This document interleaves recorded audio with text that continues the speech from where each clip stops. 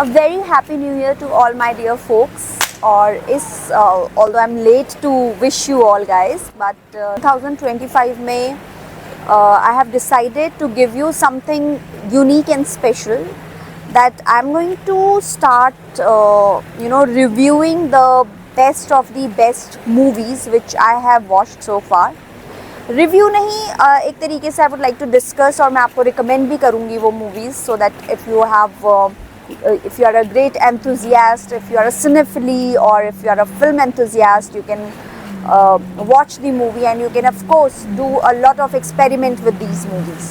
मैंने सोचा है कि मैं ग्लोबल सिनेमा के बारे में बात करूँ, और ग्लोबल सिनेमा में अलग अलग कंट्रीज़ की जो बहुत अच्छी मूवीज़ हैं वो मैं आपको रिकमेंड करूँ और मैं खुद भी देखूँ, क्योंकि एक मूवी देखने से और एक बुक पढ़ने से आपका लाइफ जितना चेंज हो सकता है ना, you can just even imagine कि किस तरीके से आपका थॉट प्रोसेस बनता है, आपका पर्सपेक्टिव चेंज होता है लाइफ को लेकर के. सो मेरी कोशिश रहेगी कि मैं आपको बेस्ट से बेस्ट मूवीज़ रिकमेंड करूं.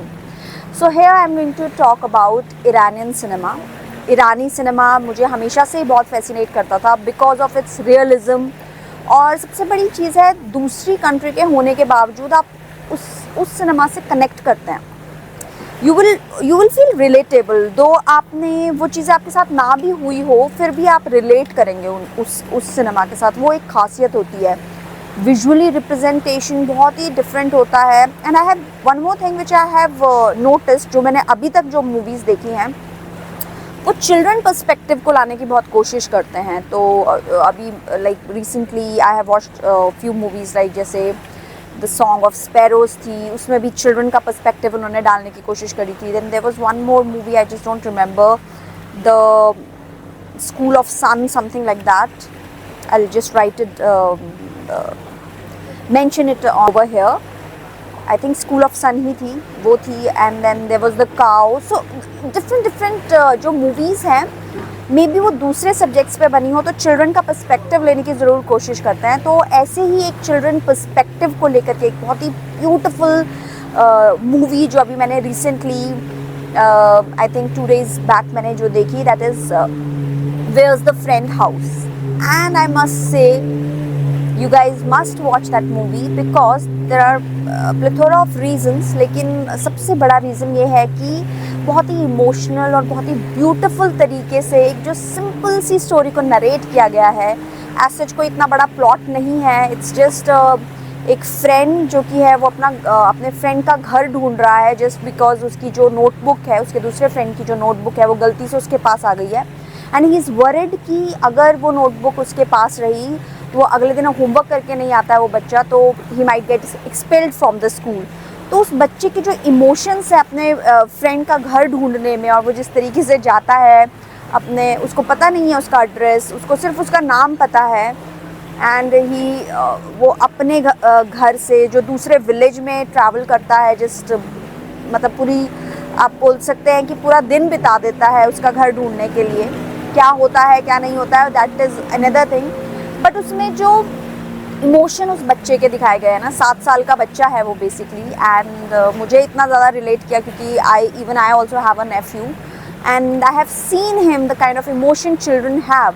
They think very differently from us. उनको इतना ज़्यादा दुनियादारी का नहीं पता होता है. और इस मूवी में एक चीज़ जो बहुत अच्छे से दिखाई गई है, that is the contrast of old people and या आप बोल सकते हैं एल्डरली पीपल. और जो एक बच्चे का जो सोचने का तरीका है वो इतना कॉन्ट्रास्ट, इतना ब्यूटीफुल तरीके से दिखाया गया है, बहुत ही सिंपल तरीके से. हाँ, कुछ सीन्स बहुत आपको रिकरिंग लगेंगे, कुछ डायलॉग्स आपको बहुत रेपिटेटिव लगेंगे, बट इन दी एंड आपको समझ में आएगा कि वो क्यों इतनी बारी रिपीट किए गए थे. आपको किस तरीके से उस बच्चे से कनेक्ट करवाता है. It's not just a story of a child कि बच्चा आया एंड स्टोरी. आपको कनेक्ट होंगे आप उस बच्चे के साथ. एंड तक आप उस बच्चे के लिए प्रॉपर इमोशंस डेवलप कर चुके होंगे, प्रॉपर फीलिंग्स आ जाएगी आपको उस बच्चे के लिए. It's that beautiful movie. And अगर मैं IMDb रेटिंग की बात करूँ तो it's 8.1. So I highly recommend you this watch this movie because this is going to change your perspective towards the cinema.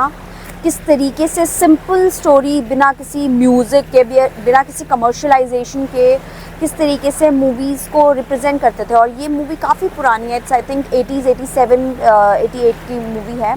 उस टाइम पे ईरानियन सिनेमा भी जो डायरेक्टर्स थे वो बहुत ही रियलिज़म जिसे बोलते हैं ना, रियलिस्टिक सिनेमा दिखाया करते थे। हम अगर बहुत सारे ऐसे वर्ल्ड सिनेमा हुए हैं, चाहे वो इटालियन न्यूरलिज्म है। इटालियन न्यूरलिज्म में आपने बाइसिकल थीफ अगर आपने देखी है, that is also realistic kind of cinema. लेकिन जो ईरानियन सिनेमा उसका जो रियलिज़म है ना, मैंने मतलब I am telling you from my point of view, मैंने बहुत सारा वर्ल्ड सिनेमा मैं कोशिश करती हूँ देखने का, चाहे वो कोरियन सिनेमा है, चाहे जापानीज़ सिनेमा है, चाहे आपका अदर टर्किश सिनेमा है, end of course our Indian cinema में बहुत सारी वेराइटीज़ हैं। साउथ का ले लो चाहे नॉर्थ का ले लो, बहुत सारी चीज़ें हैं। But the kind of feel I always get through Iranian cinema, it's like you know unmatchable. Seriously मैं किसी को भी कंपेयर नहीं कर रही हूँ, but it's just my point of view कि Iranian cinema is something which will change the way you think. It will actually make you think. When the movie ends, आप हमेशा सोचने पे मजबूर हो जाएंगे कि what was that? What you just watched? It was just wow. So अभी मेरी जो नेक्स्ट मूवी जो मैं देखने वाली हूँ ईरानियन सिनेमा की, I have heard a lots name is a separation, जो कि I will be talking about that movie also. But अभी के लिए आई जस्ट रिकमेंड यू, अभी न्यू ईयर का टाइम शुरू हुआ है तो start watching some good cinema, and I am sure आप बहुत कुछ सीखेंगे। मिज़ोन सीन है, जो स्टेज सेटअप है, जो एक वो उस टाइम का 87-88 का जो एरा है, जो विलेज का सेटअप है ना, और जो आपके जो इनफैक्ट जो एक्टर्स हैं वो भी प्रोफेशनल नहीं है। मुझे वो इतने प्रोफेशनल नहीं लगे जो उस बच्चे की मदर थी या उसके जो ग्रैंडफादर जो दिखाए हैं, they're not that much professional, but still the storytelling was beautiful. जो storytelling होती है ना, that is going to touch your heart. So must watch this movie for the misogyny, for the storytelling, for the creativity, and for the innocence, and for if you are an emotional person, must watch the movie and start your film journey with this cinema. आपको मैं और भी काफ़ी ऐसी movies के बारे में हम डिस्कस करेंगे, एंड आई विल ट्राई कि मैं हर हफ्ते आपके लिए एक नई मूवी और नया रिकमेंडेशन लाऊं फ्रॉम छांट करके। जैसे आप यहाँ पे देख सकते हैं पीछे, जैसे समुंदर से मोती छांटे जाते हैं, मैं भी आपके लिए कोशिश करूँगी कि मैं वर्ल्ड सिनेमा से खूबसूरत मूवीज़ लेकर के आप लोगों के लिए लाऊँ। And please do write to me what are your thoughts about this video, shall I continue it or not, and what else you are seeking for. मैं और भी बहुत सारी videos लाऊंगी, like there are students who want to pursue, who want to enroll in PhD, किस तरीके से PhD में enroll कर सकते हैं, किस तरीके से अपना पेपर लिख सकते हैं, even if you are not PhD, if you are just masters, तो अगर आप पेपर लिखने में interested हैं, you can do that as well.